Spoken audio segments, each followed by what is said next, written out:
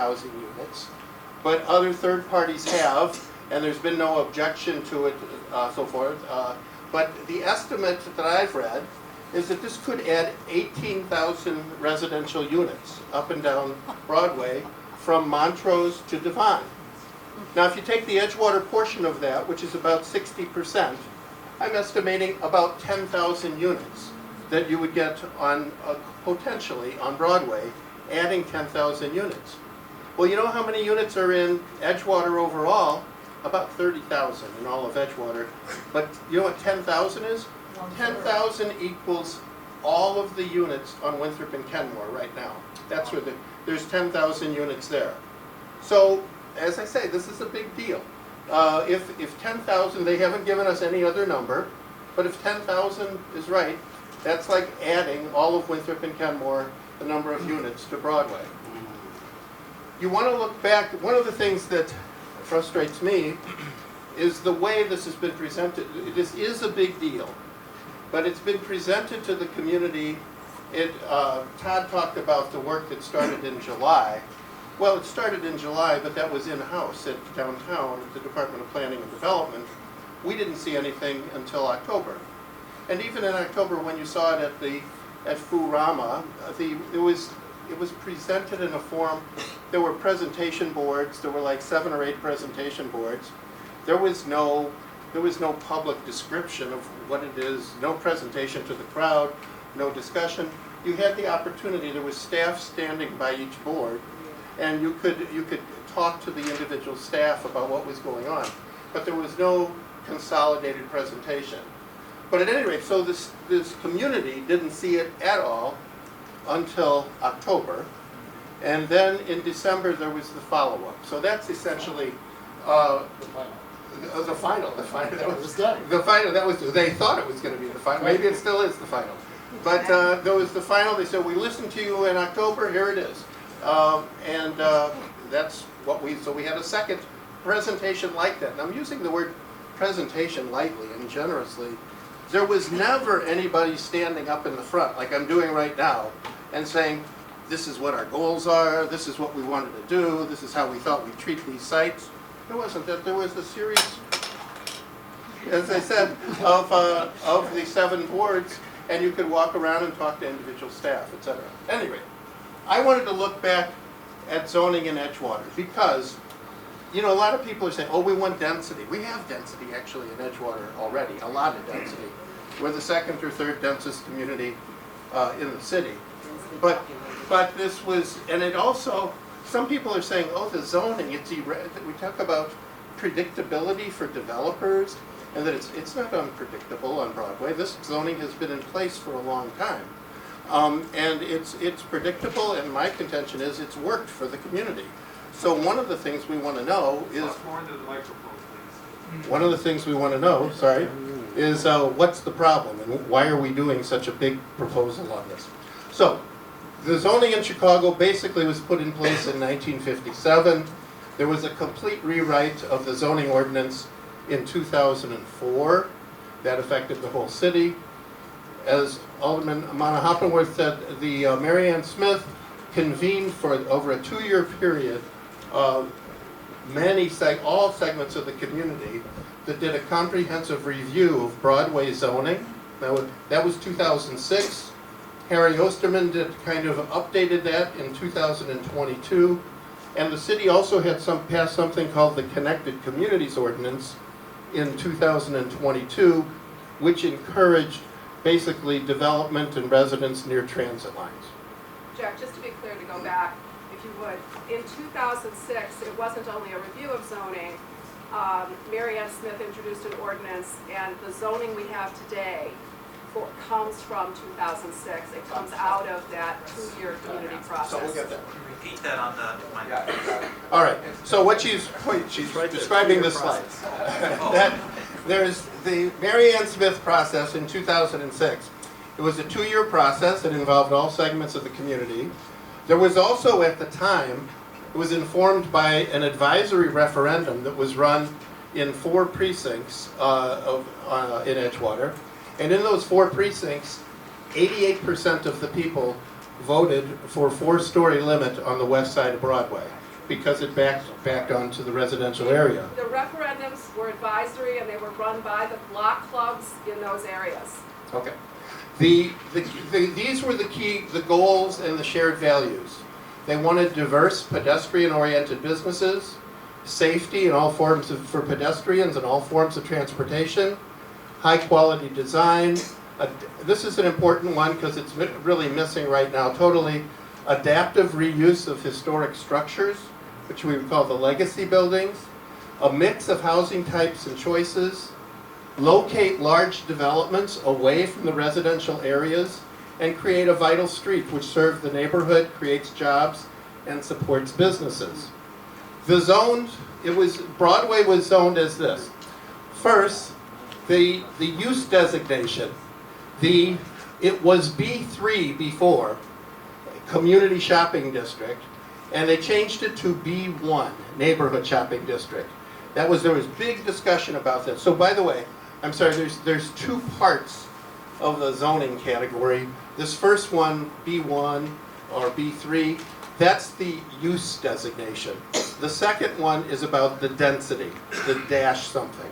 So the first thing they did was, and this became a city council ordinance in 2006, was reduce the B3, the same B3 the recommended planning is recommending today. They recommended it to go to B1. The second thing was to make the height and density, I think it was B3 on both sides of the street at the time, and B3 goes to about a 5 or 6 story, a dash 3, I'm sorry, goes to a 5 or 6 story building. They left it the same way on the east side, the 3, and moved it down to a 2 on the west side, which would be the limit to 4 stories. So if you ever hear somebody say, which I've heard many people say, hey, I thought we all agreed that we were going to limit development on the west side to 4 stories, that's what this was. And the zoning was changed in 2006, and it became an ordinance to do that, and we've lived with that since that time. Harry Osterman did an update of sorts on Broadway visioning. He did not rezone anything, decided no rezoning was necessary in 2022. He emphasized mixed use, mixed income buildings with affordable housing for families. It's maximize development opportunities on CTA parcels. Those are the parcels that will be freed up, the construction staging areas. Adaptive reuse, again, of existing buildings. Those are those legacy buildings. Increase density, but avoid creating a canyon of tall buildings. A variety of development types. Green space, open space, light and air. Attract new businesses to increase vibrancy, bicycle and pedestrian safety. I run through all of those because I think you can buy into a lot of those goals. We like a lot of those goals. That really, so much of that is not, it's just kind of missing from this thing today. As I said, the one size fits all, we just want more density. DPD, as a contrast, has had a top-down process. We talked about that quickly. They had the open house in October, and and then their proposals were made in December. And we're right now in this process. There was a comment period over the holidays. They've extended it. And as the Alderman said, they're having a 1-hour Zoom meeting on January 30th. We have found out that they have scheduled to present something to the Plan Commission on February 20th. So they are motoring along. Why are we doing it so fast? This is what we've heard. Why is this so big and so fast right now? We've heard increased demand by developers, the need for a consistent building process. I would contend, I'll show you, there's a lot of development that's going on already. Need for more housing to maintain the area as affordable, grow the city's tax base, increase the local population to support local business, increase CTA red line ridership. That's what I've heard as reasons. I say the community's zoning regime has been in place for 20 years, and it's working. What we have here, we have development, we have increased density, we have increased housing, and we also have community input as appropriate. So those when I say it's limited to 4 stories on the west side of the street, it certainly is, but it's also if that can be changed, with the zoning can be changed with community input, and I can show you instances where this has been done. We've got a 6-story building that was just approved recently at 5830, and others I'll show you. So since this time, 2006, there's been 22 buildings on this stretch from, now we're just talking from Foster to Devon. 22 buildings with 800 units. It's from my own field survey. And under construction, there's about 6 buildings that are under construction right now or planned that are moving ahead. So what I'm saying is, you know, it ain't broke, what are we fixing here? So here's some examples. There's lots of, I had all kinds of pictures in here and people made me cut it down, but you can go up and down Broadway and see all the new construction that's taken place under this regime. Just new construction. I'm not saying it's all great, but it's here. This is what's been going. Now, this is an interesting thing. This one at Granville, this is an 11-story building that was taken place. It exceeds 4 stories, and it exceeds 6 or 8 stories. But this is an example. That doesn't mean that's the end of it. What it means is if it exceeds what's allowed, then it comes to a community discussion and community negotiation. In this particular case, it ended up with an 11-story building where that was developed. This is these are some buildings that are in the process of moving ahead now. This is a building that Alderman Mona Hoppenworth just approved at 5830 North Broadway, a 6-story building. This was done in negotiation with the local block club that said, well, it's all right, we realize it's more than 4 stories, but we're okay with this. And the neighbors around it, there was uniform support for this building. Is that where that used car lot is? Yes. 1101 West Berwyn. This is also moving ahead right now. The construction is underway on this building. This is 5853 North Broadway. This is somewhat known as the Bickerdike tax credit deal that Alderman Osterman supported. And this is on the streets in Sanyard. This is in the process of putting its funding together and we'll be moving ahead. 100% affordable. What? 100% affordable. 100% affordable, low-income housing tax credit building. 5600 North Winthrop was just recently announced that received variances through the Zoning Board of Appeals, and that's it, will be constructed at Winthrop and Bryn Mawr. My point being, there's a lot of development that's going on already. This is a CTA site on Broadway, which I understand is going to be moving ahead. There's at least 2 sites there that'll end up having 100 to 200 units of housing. So the 10,000 units in Edgewater, this is a big proposal, equals all the housing on Winthrop and Kenmore, could create a canyon of 6 to 8-story buildings. There's no consideration of context, no differentiation between the east and west sides, no consideration of lot size or adjacent uses. There's a disregard for past community-led efforts and long-standing understandings and consensus. A disregard for legacy buildings. That's these old buildings that Tom Green will go into that define the character of the community. And there's actually not any identification of development opportunities, which I think is a missed opportunity. So I said, will we make the same mistakes as in the past? This is what, you know, I did a lot of work on Winthrop and Kenmore in the 1980s. And one of the things we inherited there was the 4+1s. Whoops, I'm sorry. The 4+1s that had been built in the 60s and 70s. And people said, how did this happen? How did this happen on Winthrop and Kenmore? Who let this happen? And what it did was, for better or worse, it did create a bunch of affordable housing on Winthrop and Kenmore. There's no question about that. But it also, it altered the character of the community forever, basically. This is never going to be undone. It's what we live with there. We have to be very careful about the character of the community. This is canyonization that they've created north of Devon on Sheridan Road by Loyola. So DPD proposes to change both permitted uses, B1 to B3, both permitted uses, I'm sorry, and height and density. I'll get to the permitted uses. One of the things is they actually passed something out about permitted uses that it kind of implied things weren't changing that much. Well, there's actually a pretty big change. What did, I counted on permitted uses, just a minute here. That when, if you change from B1 to B3, there's actually 21 uses in B3 that are permitted, that are not permitted in B1, and 16 special uses. So it's not nothing, and I'm not saying definitely it's good or bad. What I'm saying is there's a discussion that's needed here. This is that. So for instance, here's a list of what's listed allowed in B3 With a special use.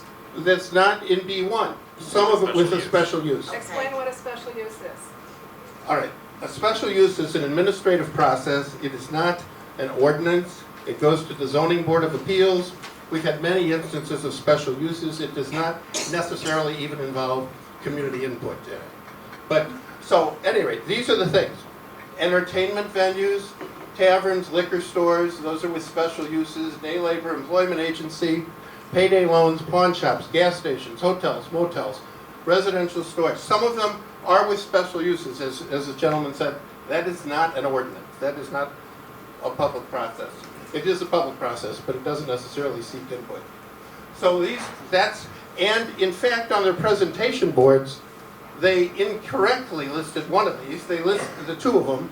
They said that taverns and liquor stores were not permitted, and they have it listed as not permitted, implying it's the same, and it simply isn't. It's not true. But this is a discussion in itself. All right, now there's the height and density limits. Tom? Hello, Tom, Edgewater community. I'm going to sit down so people can see behind me if that's okay. But I'm going to try to give you a little bit of cliff notes as to how the zoning works here. It's not very easy and it's very complex. But to give you some idea of it, on the west side, maximum heights of building on the west side, now you can have a 50-foot, 4-story building. On the east side presently, you can have a 5 to 6-story building, 80 feet high. The floor area ratio, which is how much square footage you can put on a lot. The west side presently, you can multiply the lot by 2.2 to get how much floor area you can put there. On the east side now, you multiply the lot size by 3. The new plan is multiplying it by 5. So we're going from 2.2 to 5.0 on how much square footage you can put on that lot. And going up to an 80-foot height on both sides of the street, east and west. And the minimum lot area, you multiply on the west side, now it's 700 to 1,000. You got to multiply the lot by the square footage of the lot by these two. Per unit. Per unit, that's how much you can get, and now it's 200, 400. So you're really 5 times the amount of units you can put on that lot. And I just want to say too that we're not against development and density. You just got to have a comprehensive, well thought out plan for where and how and why to do it. It's not just blanketing the whole east and west sides of the street. Here's a little example I did. This is the strip mall at 5300 Broadway. I think you know it. It's a long strip mall there. It's a large lot. Definitely a candidate for them because it's a 1-story building on a large lot. And it's currently B1-2, FAR of 2.2, so that's 115,000 square feet, 4 stories high, based on 1,000 square foot per unit. 50 units you could put on that lot, or 75 efficiencies, or 75 SROs. In the new zoning, the lot size goes to 262,000 square feet you can put on that lot, 80 feet high, 7 to 8 stories, 262 units you could put on that lot, or 388 efficiencies, or 525 SROs on that lot with the new zoning. Can you let us know what SRO Yeah, Single room occupancies. They're probably not going to do that level of things, but this is just what's in the code for this new level of jumping things up on that. That's the train station, right, across the street on Broadway? The new Berlin. Which one? Oh, the locations on the northwest corner of Berwyn and Broadway. There's a school in here now, and there's a lot of little shops in here right now, but it's underutilized, and all this backs up to a residential district of Lakewood Balmoral, and I'm purposely I want to to segregate east side versus west side. They're two different animals. The east side of the street back is large, 250 feet deep. It backs up to the new L train, which is a massive L track, and the west side backs up to residential neighborhoods, historic neighborhoods, Lakewood Balmoral, National Historic District, and Edgewater Glen, a now new National Historic District. So it's a little different animal when you're backing up to a residential district with this type of zoning. So this is basically compared to pretty much the same thing. I think I just talked about this one here. Go ahead. A little example here, patio beef. We love patio beef, been there for decades and decades. I did a little quick study of their lot at patio beef, and under the current zoning, you could tear this down and put 12 units in, under the current zoning. Under the new zoning, 62 units could be on the patio beef site, and 8 stories high, backed up to a residential district. Other buildings along the one-story building, I think there's 4 or 5. I renovated this building some 25 years ago. It's all single stores here, 1 story high, definitely a candidate, but this is on the west side, and I'm okay with putting that. I'm sorry, on the east side, sorry. Thanks for correcting me. And I'm talking about legacy buildings now. The Edgewater Historical Society and I put together a document doing all the history, and we picked 46 buildings on Broadway to put in a document on the legacy buildings. Here is one of these. We did it 5 years ago. This is a 2-story building, 1939, orange rated, beautiful Art Deco building here, but this would probably be a candidate to, put a larger building on that site. This building here, 3 stories high, a lot of units in there. I don't know if it's really a candidate that they would tear this down. It's probably working pretty well right now, but if you took that building right now and said it's worth $7 million right now under the zoning, and you up the zoning 5 times, all of a sudden, wow, that building was $4 million now. That building's worth $8 million with this new zoning. So all of a sudden it's like, whoa, maybe I should sell my building. Maybe this is a candidate for tear down. It's an incentive for developers to tear down beautiful structures. Some are great candidates to tear down. Some are, for sure, it's underutilized site. It's a 1-story building. It's got a parking lot. No, definitely, go get those, but don't get the others. This is that study we talked about with Mary Ann Smith done 20 years ago, that Bring Back Broadway of planning, that Jack mentioned. All the different bullet points from this task force was done years ago. This is a little example of the Edgewater Historical Society's book on the 46 legacy buildings. This is an example of one. This is where Burke's Bar Tavern is, the history of it, the date of it, a little bit of the history of it. We did all 46 buildings. It's a 51-page document we produced 5 years ago on all these legacy buildings. Another example of one here. This is the one at Foster and Broadway on the northwest corner. It's an orange-rated building. This was saved some 15 years ago when a developer wanted to tear down an entire block and put a strip mall in.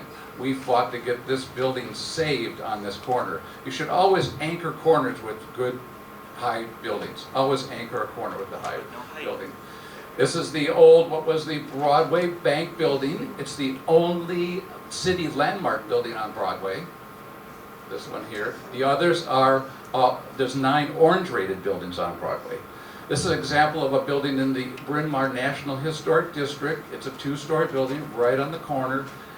Definitely a candidate to be torn down. It's 1897, and unfortunately it's had a bad landlord, and it's sort of demolition by neglect. And we believe that this building could be saved. You could actually build something on top of it or behind it with the new CTA site. It's a massive site north of here that is up for a big, massive development that we are trying to work with the alderman and the DPD on.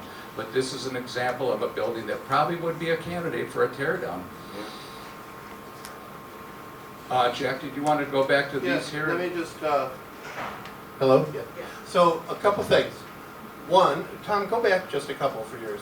I just wanted to point out that that's a bad one, but this one, some of the most affordable housing in the community, I just wanted everybody to be aware of, is on those 2nd and 3rd floors above this here, in these legacy buildings, in those mixed-use buildings. I would venture to say that's the most affordable, naturally occurring housing in the community. So that's there too, and bear that in mind. This is what's going to be built under the new zoning, I think, a lot of this type of thing. This is across from Hood on Broadway, 6145. This is only 1, 2, 3, 4, 5, 6. It could go up to 7 or 8 stories under the new one. But what this does have is a lot of studio units, 90 units in a 6-story building. It could probably go up 7 or 8. And Tom, one other thing to see on there. In the back, you can see this thing goes around in the back and wraps around and has more units there. So a large number of very small units. So Edgewater is already one of the most densely populated communities in Chicago. As I said, second or third most, 3 times the city average. We certainly support, this is important to say, we are not against density. And we are for transit-oriented development. We have one of the highest transit ridership percentages in the city. We have a large array of housing types, including government-assisted housing, which I can talk some more about that sometime.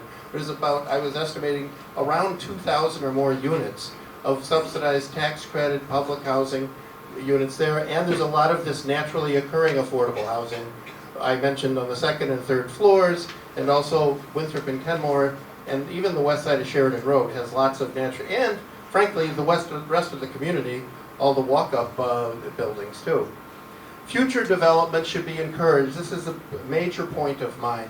Not solely to produce housing units or to increase density, but to strengthen and enhance the community's overall quality of life. If we improve the overall quality, you can do development, but you can do development that's good for the people coming in, and it's good for the people that are there, and it improves everything. But you should not do the development at the expense of the community. Todd. All right. Just a few more minutes and we can go to questions. So what I want to talk a little bit about is what we believe could be a proposed process and the outcomes that we'd rather see than where we're at today. What is the community asking for? More input. And I'll show you an example of what project that the DPD did that gave the community more input. So that's now, during a project like this, and it's sort of checkpoints in the future as these larger developments come forward. Checks and balances with the Alderwoman's office, checks and balances with the community to make sure we hold developers accountable to building the best that they can build in our communities. Next is to make more to slow down and do this right. We feel it's been rushed, and we need to set forth a clearer future for the corridor. I'll explain that in a moment. We want more holistic thinking in this process. You can see, kind of what we've been talking about has really built a beautiful community today over the last 130 years, is it? We're the historians in the room. It's over 100 years. And looking at it from a development standpoint, streets, public realm, the experience that we have in this neighborhood and on Broadway, and the character of the buildings that we're going to have in the future. We want to preserve our legacy and historic buildings. I like to say we like to set the stage for innovation and creative thinking. If we don't force a development community to do something different, they won't do something different. So we're kind of working toward that in many different ways. So what do?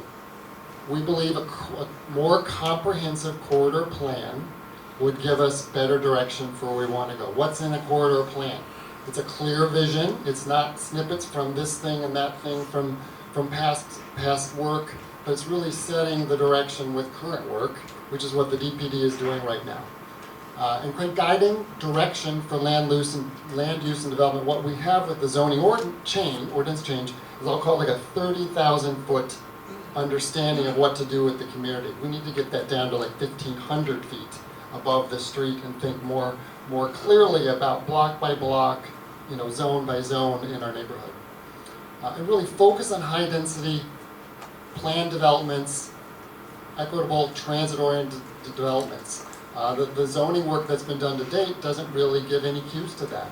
It just leaves it up to the development community, even though a driver is to get more people living at the CTA stops. But right now, unless you do like what Jack described as the horror scene of an 80-foot wall of 10,000 units, it's not a very nice neighborhood.